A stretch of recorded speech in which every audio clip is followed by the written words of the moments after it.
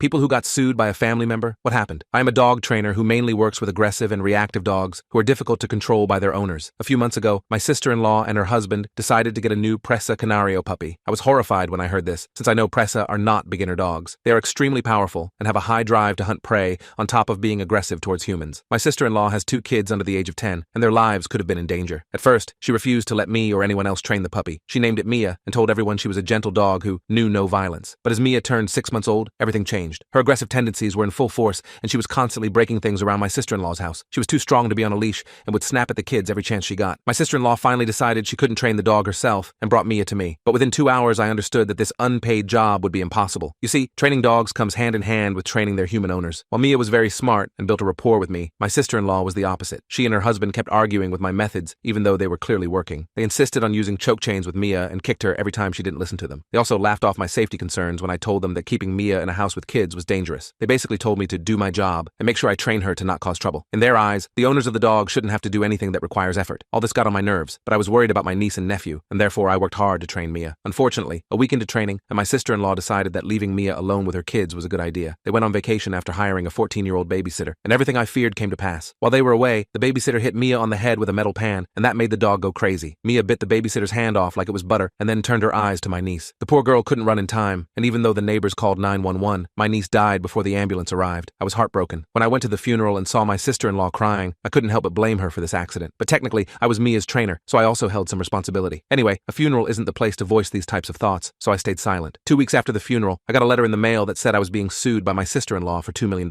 She claimed that her daughter died due to my negligence in training, despite the fact that I had warned her about this exact scenario about 10 different times. In the first place, I only make around $90,000 a year, so I don't know what made her think I would even have $2 million.